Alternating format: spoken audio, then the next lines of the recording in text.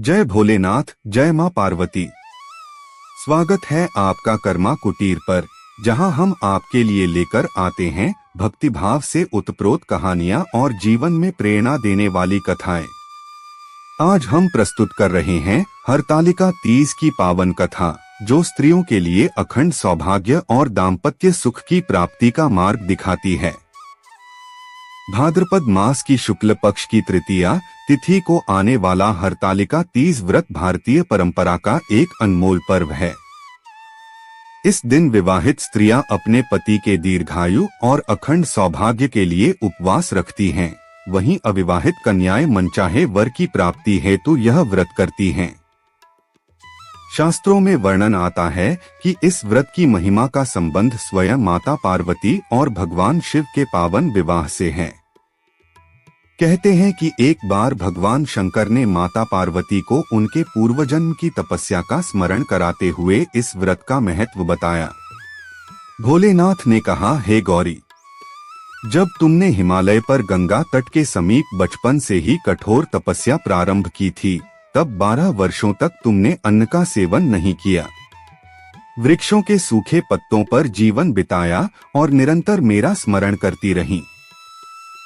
माघ की कड़कड़ाती सर्दी में तुमने बर्फ जैसे शीतल जल में खड़े होकर तप किया। वैशाख की प्रचंड धूप में पंचाग्नि के बीच बैठकर साधना की।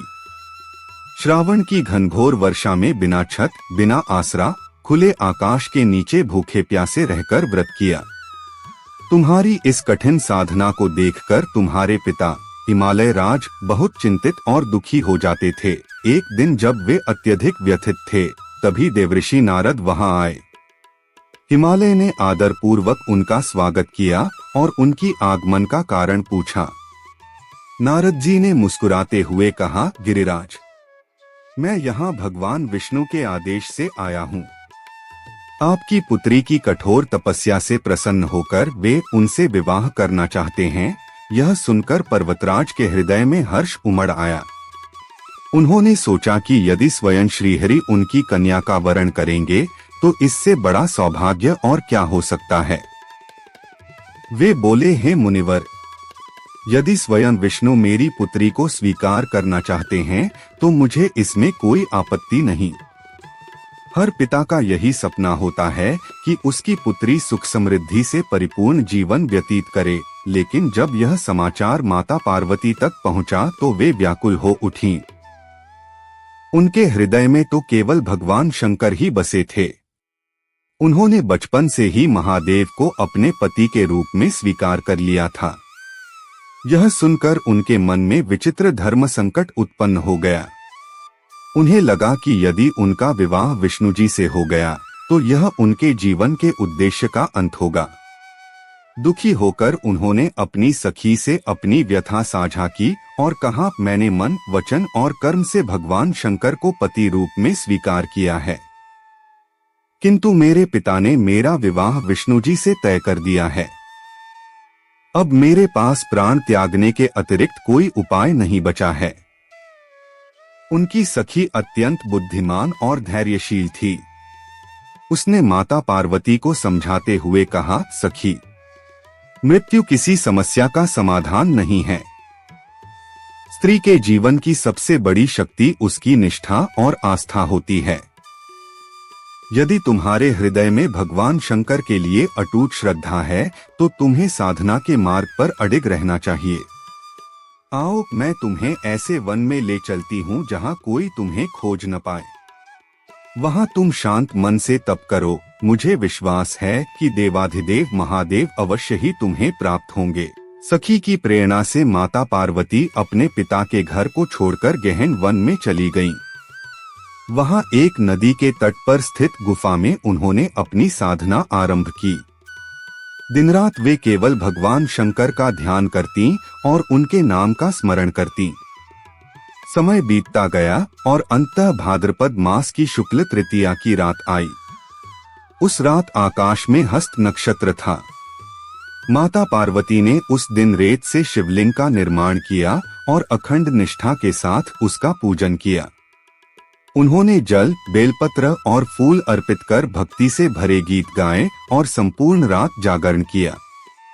उनकी इस घोर तपस्या और भक्ति का प्रभाव ऐसा था कि स्वयं कैलाश पर स्थित भगवान शंकर का ध्यान विचलित हो उठा। उनका आसन हिलने लगा और उन्होंने अनुभव किया कि कोई महान शक्ति उन्हें पुकार रही है। माता पार्वती की अखंड तपस्या और भक्ति से जब भगवान शंकर का ध्यान विचलित हुआ और उनका आसन डोल उठा तो वे तुरंत यह जानने के लिए प्रकट हुए कि किसकी आह्वान शक्ति इतनी प्रबल है जिसने कैलाश तक को प्रभावित कर दिया है। वे जब गंगा तट पर स्थित गुफा में पहुँचे तो उन्होंने माता पार्वती को तप में लीन देखा। उनका शरीर तपस्या से दुर्बल हो गया था, लेकिन नेत्रों में अटूट निष्ठा और श्रद्धा की ज्योति चमक रही थी। तब महादेव उनके सामने प्रकट हुए और बोले, हे गौरी, मैं तुम्हारी तपस्या और अनन्य भक्ति से अत्यंत प्रसन्न हूँ। जो भी वर मांगना चाहो मैं तुम्हें प्रदान करूँगा। यह सुनकर माता पार्वती ने फोल्डेड हैंड्स से विनम्र स्वर में कहा, प्रभु, मैंने हृदय से आपको पति रूप में स्वीकार किया है। यदि आप वास्तव में मेरी साधना और तपस्या से प्रसन्न हैं, तो कृपया मुझे अपनी अर्धांगिनी के रूप में स्वीकार करें। महादेव उनकी सच्ची आस्था से प्रसन्न होकर बोले, तथास्तु, और उन्हें अपनी पत्नी रूप में स्वीकार करने का वचन दिया। इसके बाद वे कैलाश लौट गए, लेकिन माता पार्वती के हृदय में यह विश्वास गहरा हो गया कि उनकी साधना सफल हुई है। प्रातःकाल जब सूर्य की किरणें गंगा तट पर बिखरी तब माता पार्वती ने पूजा सामग्री नदी में प्रवाहित कर दी और अपनी सखी के साथ व्रत का पारण किया।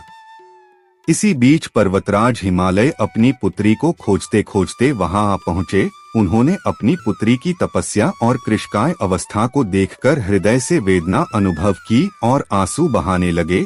उन्होंने कहा, पुत्री, मैं तुम्हारे दुख का कारण बन गया हूँ। मैं तो यह चाहता था कि तुम्हारा जीवन सुखमय हो, लेकिन यदि तुम्हारी इच्छा केवल और केवल भगवान शंकर को पति रूप में पाने की है तो मैं उसी निर्णय को स्वीकार करता हूँ। यह सुनकर माता पार्वती ने अपने पिता का हाथ थामा और कहा, पिताजी, मेरी तपस्या का एकमात्र उद्देश्य महादेव को पति स्वरूप पाना ही था। यदि आप मेरे हृदय की आकांक्षा का सम्मान करेंगे तो मैं आपके साथ चलूंगी। पर्वतराज सहमत हो गए और अपनी पुत्री को घर ले आए। कुछ समय पश्चात विधि विधान और देवताओं की उपस्थिति में भगवान शंकर और माता पार्वती का दिव्य विवाह संपन्न हुआ। उस दिन से हरतालिका तीज का व्रत स्त्रियों के लिए परम फलदायी माना गया। यह व्रत कन्याओं को मनचाहा वर प्रदान करता है और विवाहित स्त्रियों को अखंड सौभाग्य, सुख समृद्धि और दाम्पत्य सुख की प्राप्ति कराता है। इस दिन प्रातःकाल स्नान करके स्वच्छ वस्त्र धारण करें। विशेष रूप से लाल, हरे या पीले रंग का परिधान शुभ माना जाता है। पूजा स्थल को पुष्पों और दीपकों से सजाएं। फिर भगवान शंकर और माता पार्वती की प्रतिमाएं या चित्र स्थापित करें। पूजा सामग्री में कलश, दीपक, धूप, चंदन, रोली, अक्षत, बेलपत्र, धतूरा, आंकड़े के पुष्प, फल, मिठाई, श्रृंगार की वस्तुएं और पान सुपारी अवश्य रखें। संकल्प लेकर शिव पार्वती का पूजन करें। शिवलिंग पर जल, दूध और बेलपत्र अर्पित करें। माता पार्वती को श्रृंगार सामग्री अर्पित करें और फिर व्रत कथा का श्रवण करें। रात्रि में जागरण कर भजन कीर्तन करें और अंत में शिव पार्वती की आरती उतारकर व्रत संपन्न करें। इस प्रकार जो भी स्त्री श्रद्धा और भक्ति से हरतालिका तीज का व्रत करती है उसे जीवन में सच्चा सुख और अखंड सौभाग्य प्राप्त होता है। यही इस पर्व की सबसे बड़ी महिमा है। आउटरो कर्मा कुटीर शैली। भाइयों और बहनों, यह थी हरतालिका तीज की पावन कथा का समापन। यदि आपको यह कथा हृदयस्पर्शी लगी तो कमेंट करके अपनी भावना जरूर साझा करें और कर्मा कुटीर को सब्सक्राइब करना न भूलें। भोलेनाथ और मां पार्वती की कृपा आप सभी के जीवन में सुख शांति और समृद्धि लाए। हरतालिका तीज की हार्दिक शुभकामनाएं। नमः शिवाय।